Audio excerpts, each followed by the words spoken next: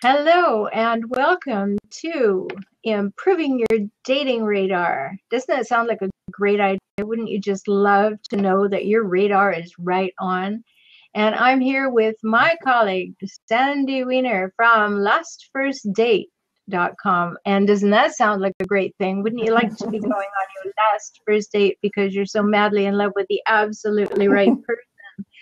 And so I was just about to hold that up for you, but did it. So you find her at lastfirstdate.com, and you can find me at forrelationshiphelp.com. And there are lots of resources for you that we both bring in.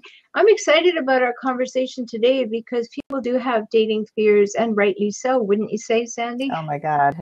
So many, so many. And, I run a Facebook group called Your Last First Date. Here's a link to that one. And it's amazing. The conversations that have been going on in there have all been about fears of dating again and fears of opening your heart up again. So there's so many things to talk about in regard to fear. And fear and love don't work really well together. They're kind of opposites. Yeah. They are. One kind of pushes against the other. Yeah. So for you listening, if you're having some kinds of fears about going on dating, know that you're in really good company. And it's a wise thing to have. Not that you want to keep it, but it's a wise thing to take notice of so that you can do something about. And I know, Sandy, you as a dating coach work with people who are having these fears. So what do you think the first thing that people need to do when they realize they have these fears is?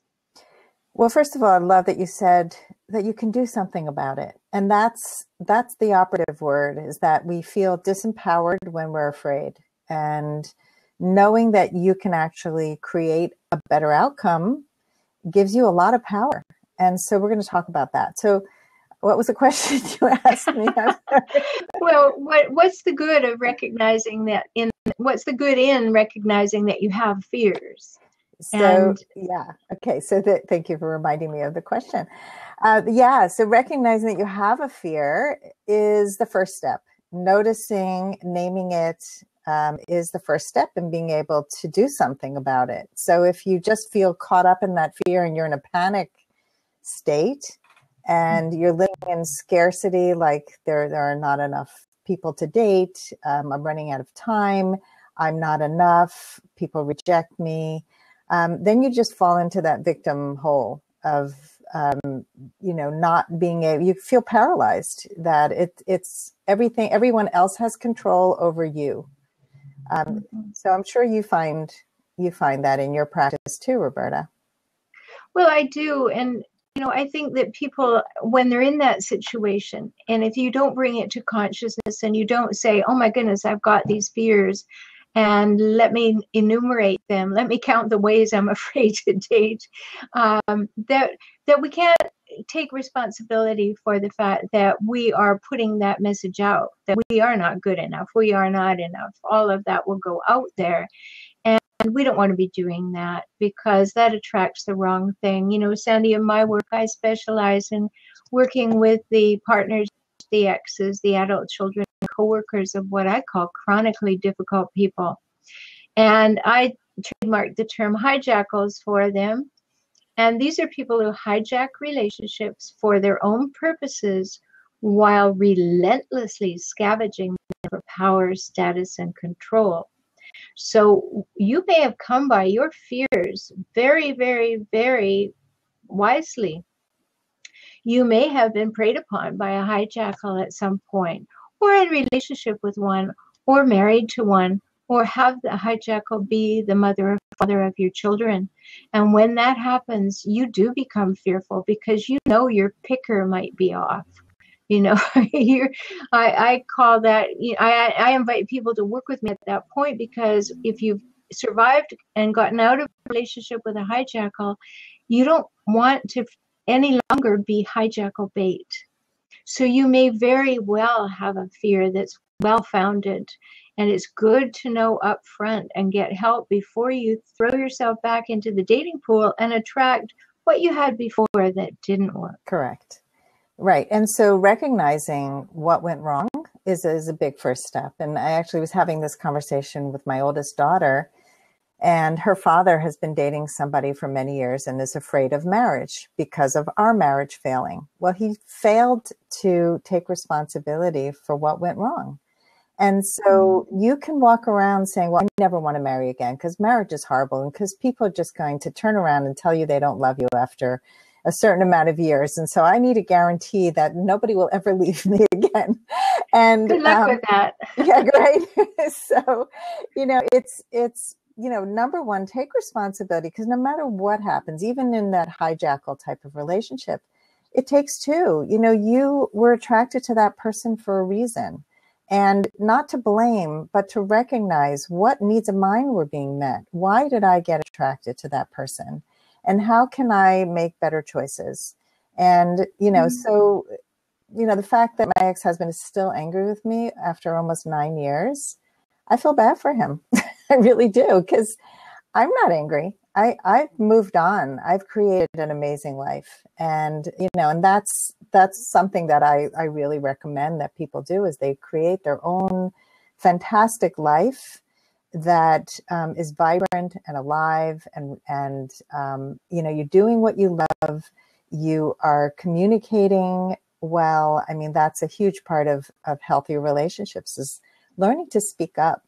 Ask questions, check things out. You don't have as many fears when you get curious.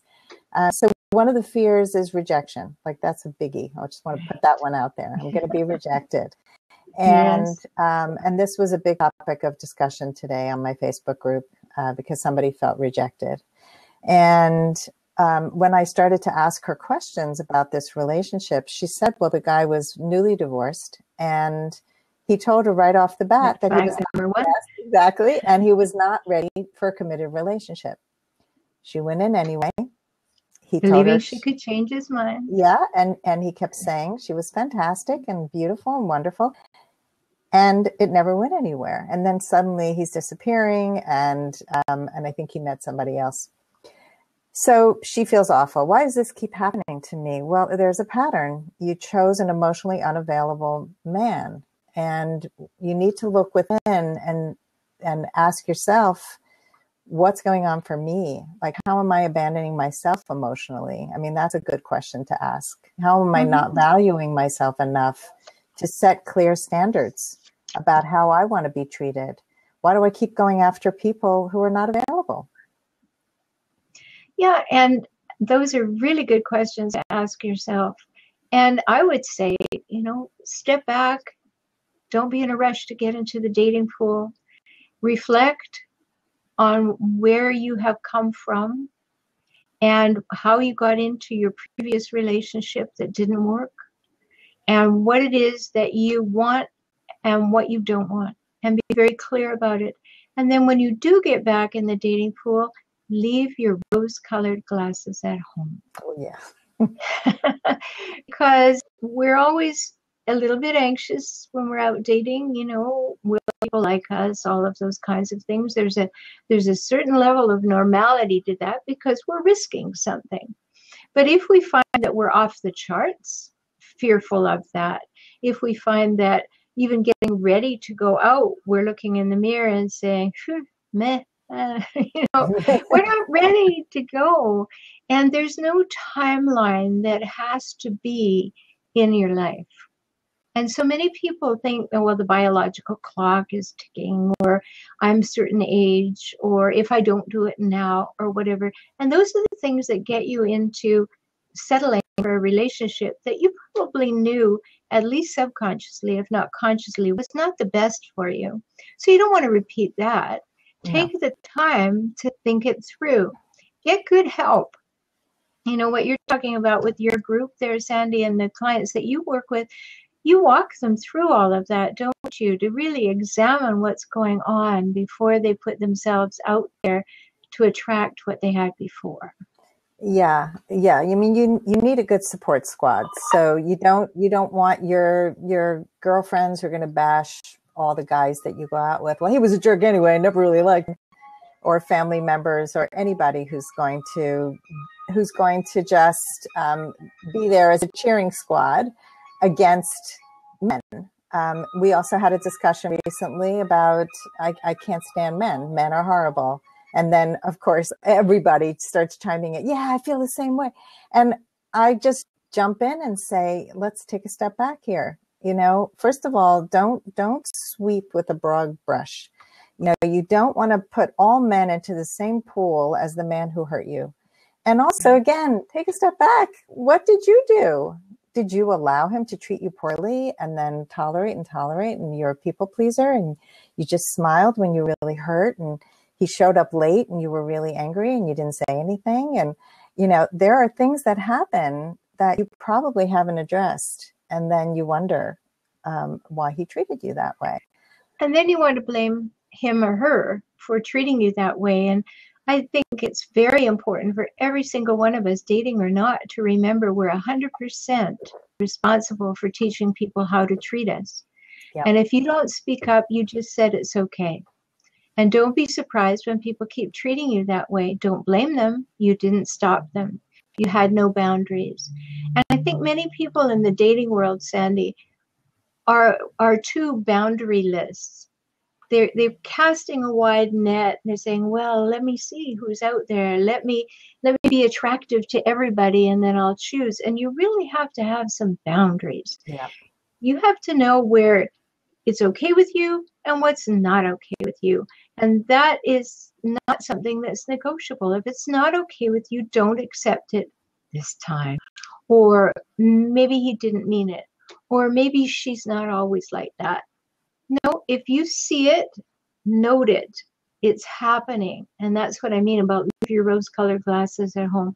Because when we're in that state of dating, we are so happy to justify and rationalize the poor behaviors of others. Right. And that's a pattern we don't realize often until we're quite far in and sometimes too late.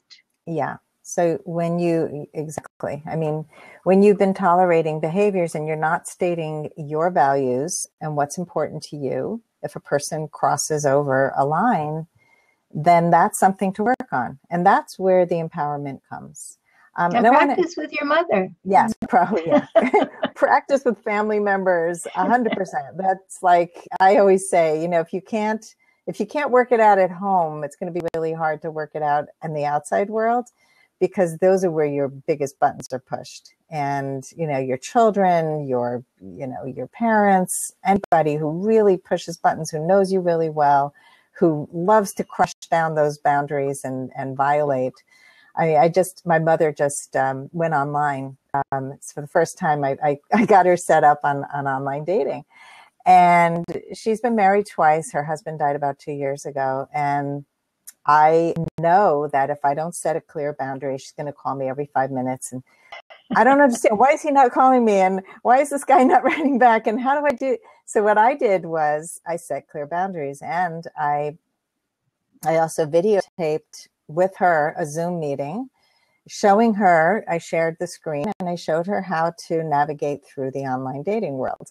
And I said, watch this video if you have any questions. I also don't want to hear about any of her dates. I don't want to hear about sex. I don't want to hear about anything that crosses a boundary, right? But I have to say it, because if I don't, it will happen. It will happen. And so we need to do it, even with people who love to cross boundaries, who don't see the boundaries, that they don't, because it doesn't matter to them. It doesn't matter. If it matters to you, then you have to know what you want to do about it. That's right. And many of us are not very good at setting boundaries.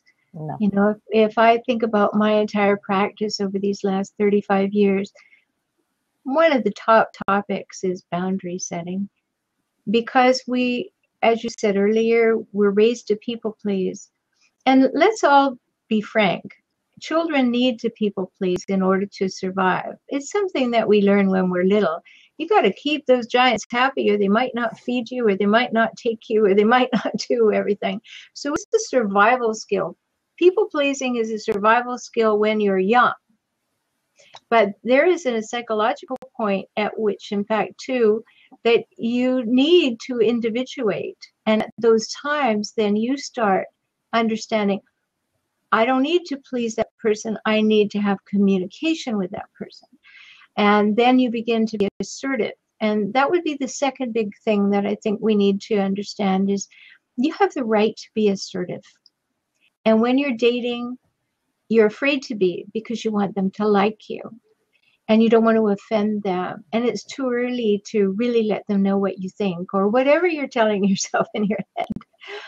But we have the right to be assertive, every one of us. And what assertive means is that you will speak on your own behalf about yourself only.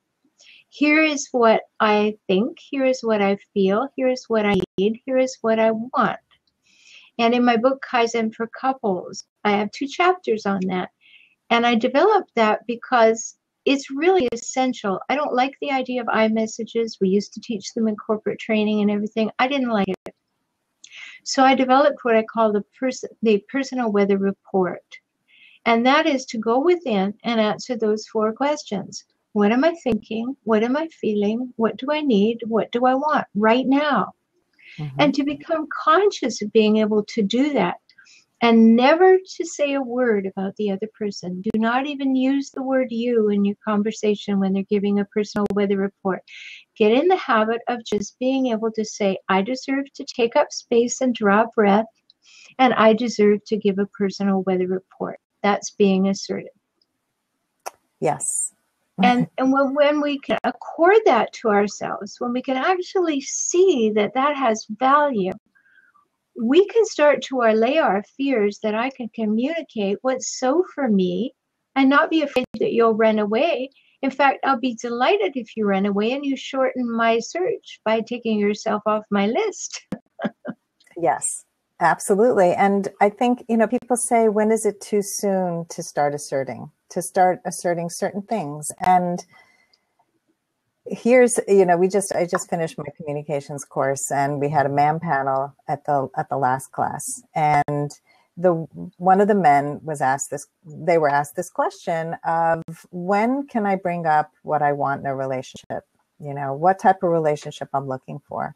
And I've told them all along, you say that right away. You tell them, mm-hmm. I'm looking for a serious relationship. How about you? You're not telling them that you're in love with them and you want to marry them. You just met them. But these are your standards. These are your standards. And I think people are afraid to say that because they think it means I am pressuring you to have a relationship with me.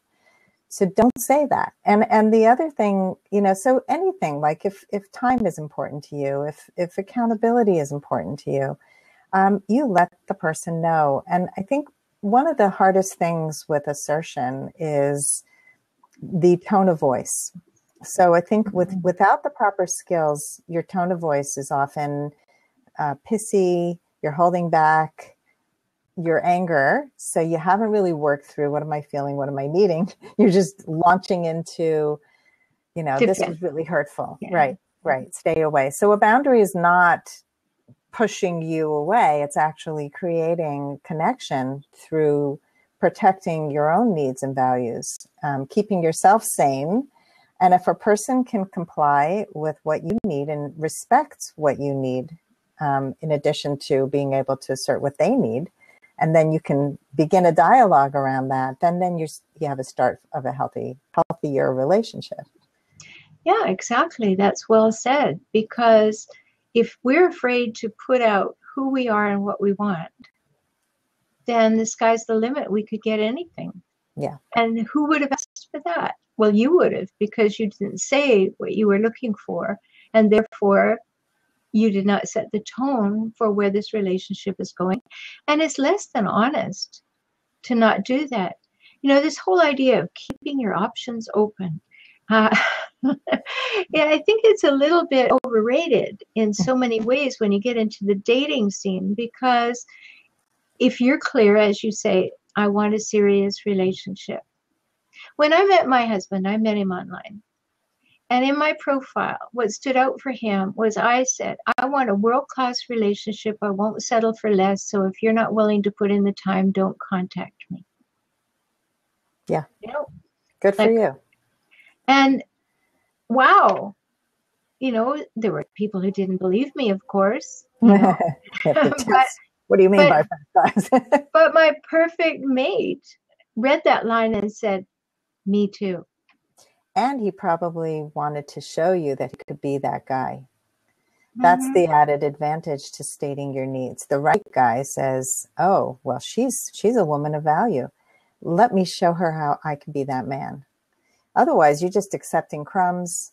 You're accepting whatever. You're hoping somebody's going to change. If I could really picture all the relationships I had before I met my husband, pretty much all of the ones where I liked a man, I would never open my mouth. I had no idea where I stood.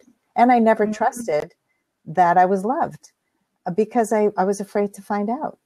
So, I mean, I had one relationship that lasted a few months and it remained platonic for 3 months. I mean, we saw each other all the time. He had me over for dinner. He made dinner. He gave me massages. I mean, we played ball together. We did everything together and it stayed platonic. And then I found out he was engaged. I was devastated. Devastated. Oh, wow. So he had been dating somebody the whole time. I had no idea. Yeah, I thought he was going to be my husband. I was totally convinced. So, it's like you can have a whole scene in your head, but if you never speak up and you never really say, this doesn't work for me. Here's what I really want. If that's not going to work for you, that's fine. But I have to go and find a person where it will work. And I just wrote about this for the Good Men Project last week. I wrote about red flags that you can pick up on the phone, on the first phone call. There are so many things that get said on a first phone call that you will not pick up in a text or in an email, because email and text do not have tone, and you can sound amazing. People have these long relationships through written word. And then as soon as you speak or see each other, it's a completely different relationship. So I advocate for seeing each other as soon as possible in an online dating kind of situation. Yeah. And what happened with this guy is he sounded great in text and email. And I said, I'd love to talk. And he lived far away. So I wanted to make sure there was a connection worthy of really spending time on. And I told him that because he asked me, he was very upfront with me. He said, we live far apart. How do you feel about long distance? I said, if the connection is spectacular, I'm willing to put the effort in. So I was the one who asked to speak. And within a few minutes, I knew he was not for me. And one of the things that I picked up on right away is that he was very future oriented. He was basically calling me his girlfriend. He was planning trips with me and telling me he wanted to talk every single night of the week. I mean, all these things where I felt like I was choking. And a relationship doesn't happen in one phone call. A relationship takes time to nurture and grow. And I just said, I don't feel the connection's strong enough to continue. And he was surprised, but he said, okay. And that's it. We're done. No more time. I know in my heart that he is wrong for me. Some other women may love that he wants to lock it down after a phone call, but not me. Well, I think that bears a little conversation right there, Sandy, because if you happen to be a person who recognizes in this minute that you like it locked down and you like that sense of power and control over you, that I've got this and I'm giving it shape and I'm giving it meaning and I'm future pacing it, have a little radar there. This show is called Improving Your Dating Radar. Have a little radar, like, oh, would I like him to plan my weekends? Would I like him to decide what we're going to do? Would I like him to be speaking on my behalf? This is the road that he's charting here. So maybe you don't reject the person out of hand, but you ask questions about that. I don't feel comfortable when I feel like I'm not participating in decisions that are made. How do you feel about that? And this would be an example. I don't think I engaged in a conversation about going there for the weekend or on that vacation, did I? Right. You don't have to be harsh about it. You don't have to be demanding about it. You don't have to be calling people out. You can still be engaging in communication which is kind and honest at the same time, which is the hallmark that I give everyone for communication. There are two words linked together in our language that I don't believe ever belong near each other, and that is brutal honesty. I think you can always be kind and honest at the same time. Mm-hmm. So, when you find that somebody is exhibiting a behavior, become curious about it. You used that word earlier. Yeah. Ask questions. Mm-hmm. You're not intruding, you're interested, and put it in that tone of voice and put it in those words that, wow, do you really think that would be something I'd enjoy? Tell me why. Find out what this person knows about you and what assumptions they're basing their decisions on. And that other person, you might even felt that, well, in your case, that she wanted a take charge kind of guy. And you maybe let him off the hook, that he doesn't have to be a take charge kind of guy. You just don't know where these things are going to go. Yeah. But if you don't speak up, then you are certainly not anywhere near in the driver's seat. Yeah. Yeah. Very, very important. And that brutal honesty thing. There was an article in the New York Times, I don't know if you saw it, I think over the weekend, about authenticity. Like, if you're not Oprah, authenticity is not the thing you want to bring to your first date or something like that. I don't remember the exact words, but the author was talking about authenticity as brutal honesty. And I personally don't define authenticity in the same way. I think that we can be honest without being brutal. And I think that we also have to have a filter. I think that we don't just blurt out everything, especially in a first phone call or a first date. It's a slow build. And one of the things that I once heard Brene Brown say that I loved, I think she said it in a podcast, was that relationships are like twinkle lights. So her twinkle lights that she has strung in her living room, it's like each time a friend does something that solidifies the relationship, you turn on another twinkle light in the long strand of twinkle lights. So it's not a disco ball. It's a little light, and each light connects to the next light. And that's how I see relationships usually building in a healthy way. We don't have to turn on the entire, 6,000 watts. It's too much, and we can't handle it, and we need to build trust. We need to build something rather than just projection of who that person is. Yes, and you want to know who they are over time. In my office here in my consulting room, I have in 12-inch gold letters what I consider to be the most important thing I can teach anyone. And what it says, Sandy, is the truth is what you do. So people can say anything, but if their behavior is not in alignment with what they say, be aware. Yep. Be watching for the behavior, because a person's behavior is their belief, not their words. Yep. So take your time, watch. You want to see consistency over time. We can all be someone's idea of a difficult or crazy person every now and again.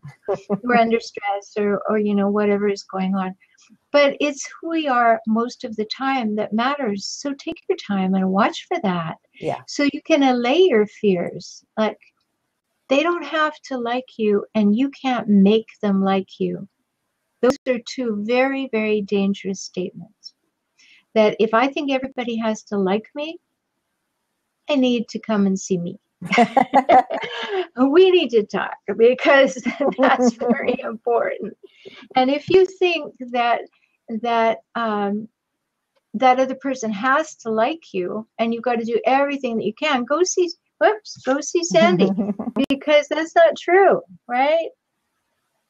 That's just not true. You want to be selective, and you want to be aware, and you want to be in the moment and be able to stay present and not all future paced and walking down the aisle as soon as you see their face. You know? Absolutely. Yeah, really important. And there are a lot more fears, Sandy, that we could discuss that people have, and they've come by it naturally. And I just want to say again that if you've been in a relationship with what I call a chronically difficult person, or you think you might have, you need special strategies, and they're not easy to find. I've written about it a lot. I've got a couple of ebooks on Amazon. Just put the word hijackal in Amazon, you'll find them because it's my trademark term. But also go to hijackals.com, and there you can download my free ebook called How to Spot a Hijackal. And that can really help you in the dating world so that you know what to watch for. Even if you haven't had one in your life, you don't want one. So you don't want one anywhere in your life. No. Yeah. So, don't forget to learn how to spot them. Yeah, spot them because you don't want to spot them after you got them. Yeah, right. That was one of the most important books I read after my divorce was How to Spot a Dangerous Man Before You Get Involved. And it took me through like why I was involved. What about me created those relationships? What about me drew myself to people who treated me the way they did? And It was such an important thing. And it's one of the things I help my clients with too. But I wanted to just, before we get into other fears, I wanted to also just piggyback on something that you said about being the chooser. Because, and you've referenced that a few times just in a few different ways. When you go on a date thinking, I hope they like me, rather than I hope I like him or her. The chooser is at choice. The chooser is the CEO of their love life. So you're sitting in that seat. And if you can imagine that you're in the seat of your own company, you're on a date, you're dating, and you can hire or fire anybody. You don't want to just let anybody in. So that's back to the people pleaser when you want everybody to like you. And I know from, being a businesswoman as well as a person who's dating that I don't want to be liked by everybody. That means that I have no personality, that I'm just going to please everyone, which will make me completely neutral. I want to have opinions. I want to be me, and everyone should really strive to be more of who you are. Be more authentic. Don't try to wash yourself out to cast such a wide net that you're just going to have everybody fall into it, because that's a dangerous place to go, and it's not fulfilling at all. Yeah, and I would piggyback on that very good advice by saying, don't be a chameleon. Don't mold yourself to the person in front of you. Mold yourself before you leave the house and stay in the mold. Yeah. Because one of the things that hijackals do is they will mold themselves to you. They can read you. And what I help my clients do, aside from giving up being hijackal bait, is to develop HADAR, hijackal radar. Like you've got to have that, because they will just be the perfect person for you. They are so good at calibrating your smiles and your nuances and everything, and they will mold themselves. And then they will keep working until they get you. And every day after that is a gotcha. So, you have to be able to spot these people. And I really want you to be able to spot these people, because life is valuable and you don't want to take 18 months or 18 years to finally realize you've got a hijackal by the tail and they've got you by the throat. Absolutely. And not everybody shows up as so toxic. Like the one I was referring to before, the person in my group who fell for a really quality man. He was honest with her that he was not available. But what I would call that guy is quality casual. He's a quality guy, but he's casual about his dating. And he was casual with her feelings too. And so, when that happens, you need to be aware. Oh, we're on a different page. And that goes for you if you're dating somebody who's newly widowed, who's newly out of a long-term relationship and may not be ready to form the kind of relationship that you want to be in. Know what you need. Really know what you need. So that's really one of the most important things. But if we want to talk about some of the other fears. And I think that certainly dating, fears of your biological clock is ticking if you're younger, and your fear that you're running out of time. You can fear that as you get older, that dating is hard. Dating is harder because there just aren't any quality people anymore. They have so much baggage. Another fear is if I go online to date, something bad is going to happen. I'm going to get hurt. So we can talk about a few of those if you want. Well, there certainly are a lot of them. I mean, when we don't have forever to talk about this, but we do want to put out a few things. So I would like to address the online dating because I think it's very, very important. And, I like reality TV a little in small doses. And recently, Sister Wives, one of the wives was catfished online. And, it's something that told the world you have to be careful at that moment. And yes, we have to be discerning. That's what we have to be. And if you don't have the ability, then get the ability to be discerning, to take off the familiar rose-colored glasses, but to take off the fear and be in that place that you spoke of so well, which is, this is who I am. And I'm not afraid to say it. And I'm not afraid to have you go away if you don't like it. But when you come from a place of fear that A, I have to please you, B, I've got to snare somebody, C, I want to tell my friends how much somebody loves me, even if I've never met them and they live, 86,000 miles away. Right. They're in prison. Get some help with that. Don't go around like that, because that is just dangerous. That is dangerous territory for you. And I think that people doing online dating need a lot of help. I think you need a lot of help to write a good profile that reflects what you want, as opposed to trying to have everybody like you and want you. There's so many things. So what would you say is the biggest fear about online dating, Sandy? So I think the scammers are a big one, like you mentioned, the catfishers, the romance scammers. And I want to say that you don't have to be a person who's clueless to have this happen to you. It happens to the most intelligent, incredible people who, again, want to believe so badly that this person is the right person for them. Because, again, they're like the hijackals. They will know how to say the exact words that will pull at your heartstrings. They'll find the vulnerable women or men who just want to believe that that this person is your true love, even if they're not even real. There was an NPR thing I heard once a long time ago where a really smart reporter fell in love with a robot who was in like Russia. I mean, the robot knew how to echo the words and mirror him so well that he fell in love. And I mean, people have sent so much money.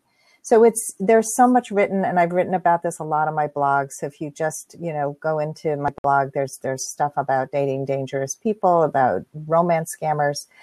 So that's the first one. And I would say it's not so common. This catfishing and romance scammers makes up a very small percentage of what happens on online dating. That's horrible. The other thing is, people fib. There's big fibs and there's small fibs. And so the ones that I call like white lies are men tend to fib more about their height and women tend to fib more about their age. I don't think these are and huge. Their weight. And their weight, yes. I think everybody fibs about their weight, their age. I think a lot of people are just a legend in their own mind. And I think that people really get sort of this notion that they're so young, and everybody, if you look on online dating, everybody's younger than the next person. I feel and look younger than my age. I feel 20 years younger. Great. It's great that we all feel so vibrant and young, but you have to really meet the person and see what they're like in person. So again, it's the energy exchange that happens on a first date. Or if you're far away and you're okay with long distance dating, get on the phone and then get on a video chat. Really get to the next level, because you don't want to build and build and build and project. Another fear with online dating I think the biggest thing is it's so overwhelming for people. And now there are so many phone apps that limit the amount of people you see, like bagel meets coffee or coffee meets bagel. I forget which goes first, but it's, they give you one match a day. That's doable. You know, you either pass or, you know, you like them.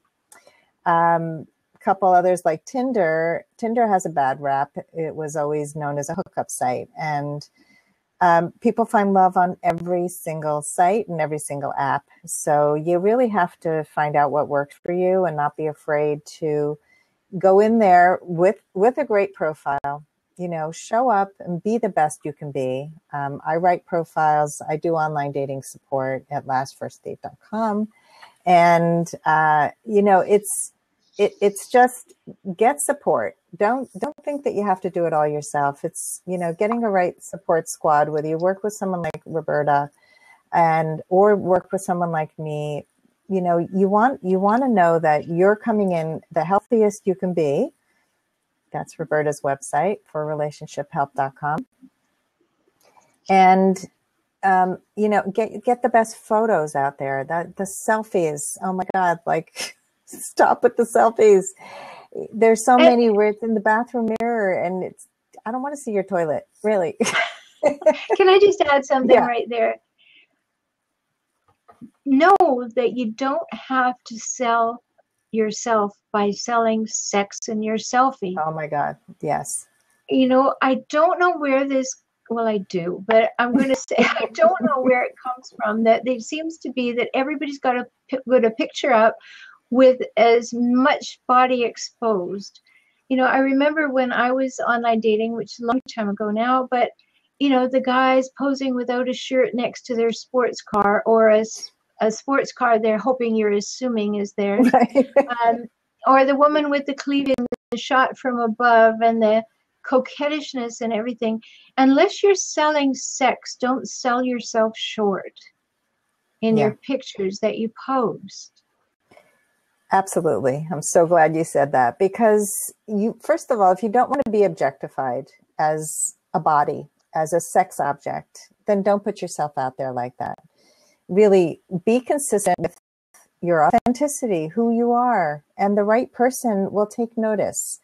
But really show up. I mean, show up in all your glory, you know, bring your best self. So if you have hobbies, take a picture of you doing your hobby. Take a picture of you traveling. You know, they're stories. They're little stories that people can then comment on. The problem with a lot of online dating profiles is people don't tell enough. They list a whole bunch of adjectives. I'm creative. I'm athletic. I'm smart.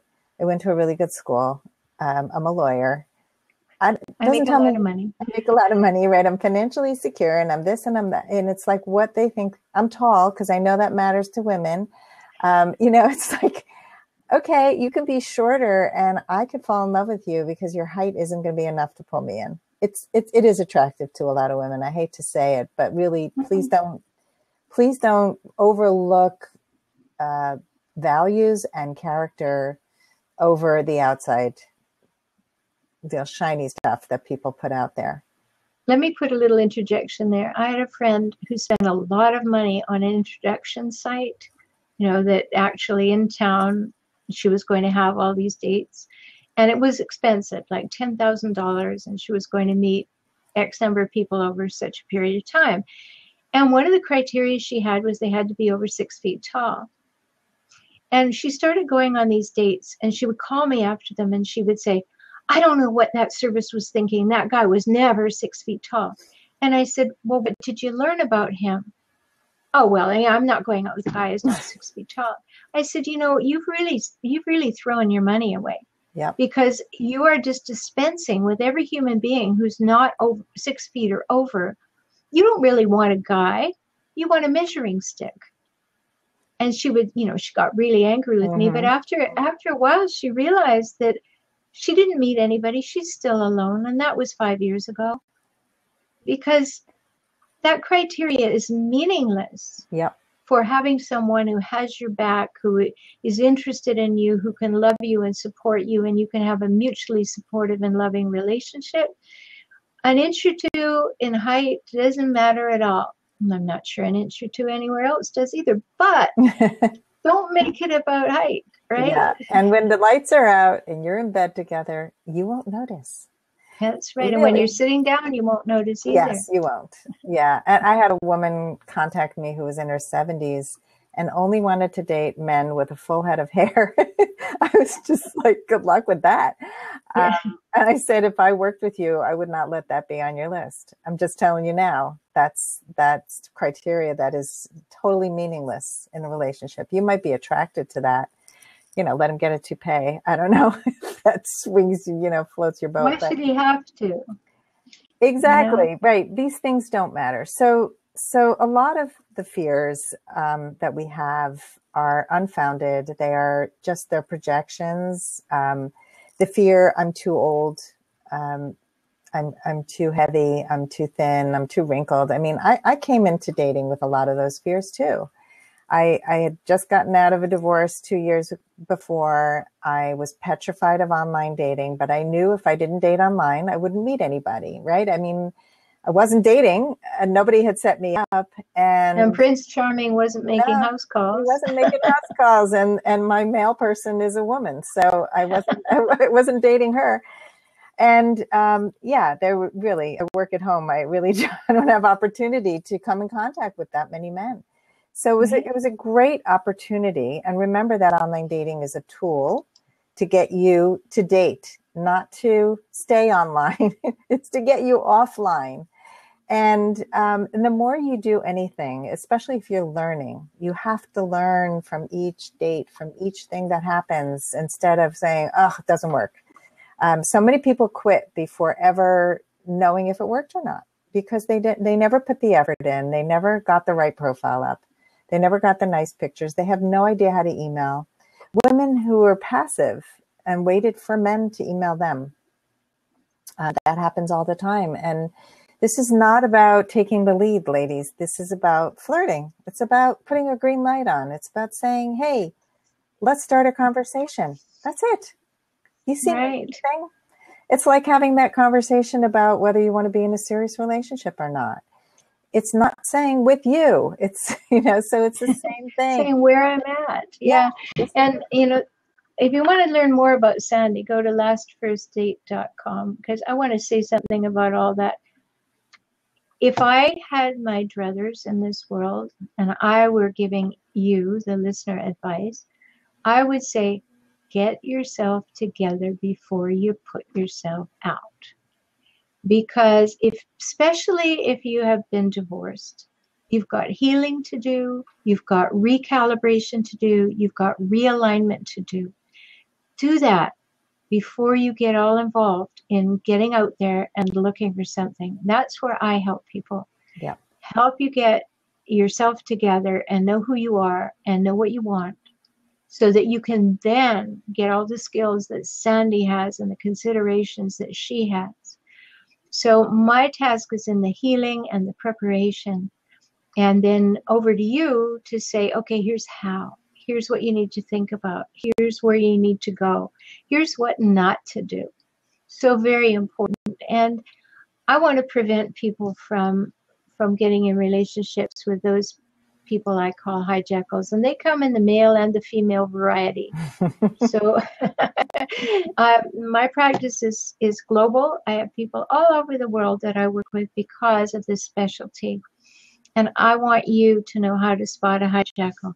So go to hijackals.com and download my free ebook so that your HADAR is working. So Sandy, we could talk about this a lot, and next week we're going to have a new topic for folks. I'm so glad that you joined us, Bharat and Candy and others. Love to have you join us again. Be sure to subscribe to our blog. This is Improving Your Dating Radar. And my co-host is Sandy Weiner from lastfirstdate.com. Any parting words, Sandy? Just value yourself. I couldn't agree with you more. Really take care of yourself, and don't expect anybody to rescue you, to, make up for any of the deficits that you have.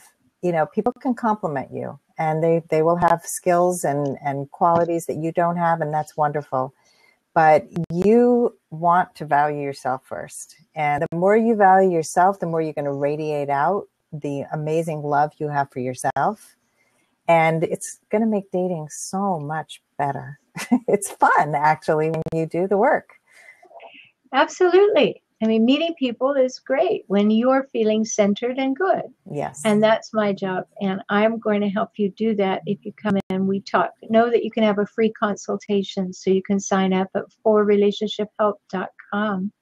Yep. And the last thing that I would say is, remember, when you're watching folks, be paying attention to what they do and whether it matches what they say. Absolutely. Don't get sucked in by the words. So, Sandy, until we're together again next week, I hope that everything goes smoothly in the dating world and everywhere else for all of us. Bye, everybody. Bye.